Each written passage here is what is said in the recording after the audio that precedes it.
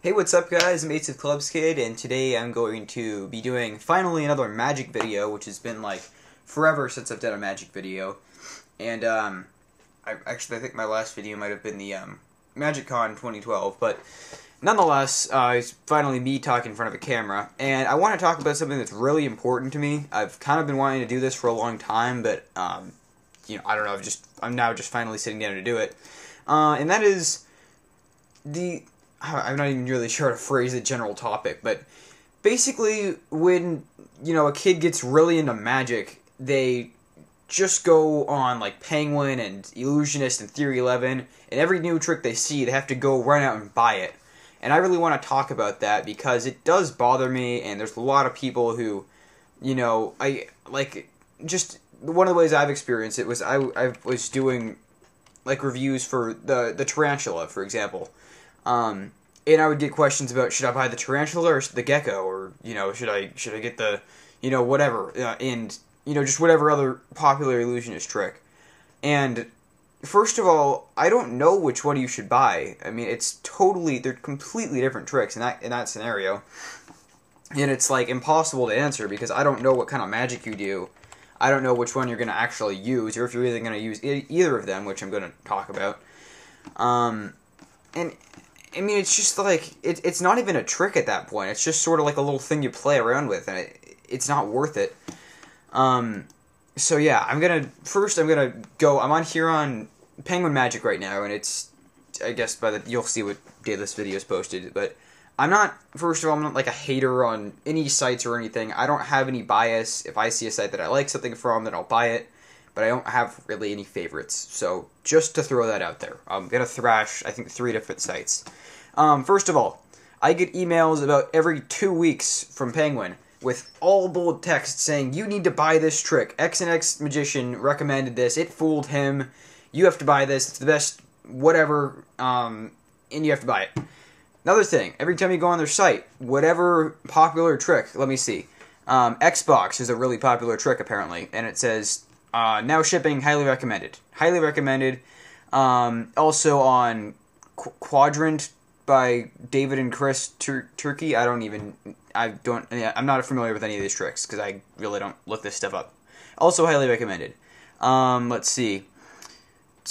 Monster by Mott Sun, highly recommended. Everything that is popular is highly recommended. Mechanic deck, highly recommended. A deck of playing cards, really. So, first of all, that's pretty ridiculous that every single new trick that comes out is, you have to go buy it. It's stupid, and you shouldn't listen to that, because there's no credibility behind that. Let me see, just the ungodly trailer for the shift key on Illusionist. Once again, I said I'm going to thrash different sites. Pretty much tell you that it is let me see. Let me see if I can get a quote here. Pretty much trying to tell you this is the absolute best key, like, self-bending key you can get for $100. And, I mean, yeah. So we have quotes from Joel Bauer, Anthony Brown, and Eric Ross, and they're all saying it's great. Oh yeah, here's a little quote at the bottom. I'm not changing this at all. It's actually at the bottom of the shift self-bending key. This is not an opening effect. If you perform this as your first trick, make it your only trick, because nothing can follow shift. Your spectators will look at you through new eyes. So why go to perform a card trick after something like this? Shift is your that's in French or something. Effect. No effect is more fair, unbelievable, or convincing. Absolutely, that's stupid, and wow, that's really arrogant. Yeah, so you can just see exactly what I was saying. I didn't even know that was there.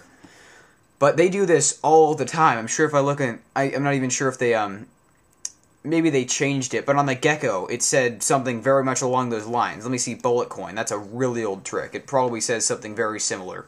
Let me see. Okay, I think they changed the description, but, yeah. Okay, I can't really find any quotes for this one because they changed stuff around, so, yeah.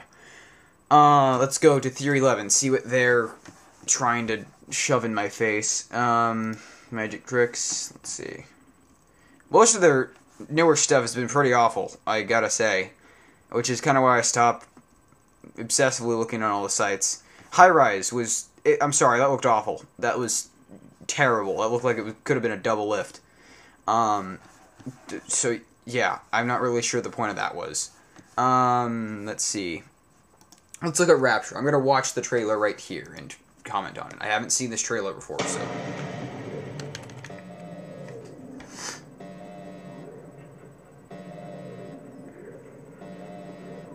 I may or may not watch the full thing, but, you know, half of it's taken up by fancy cinematography. Start off with opening the box. Gonna say right now, this looks a lot like Mash Pack. Great, I just threw away a minute and a half of my life.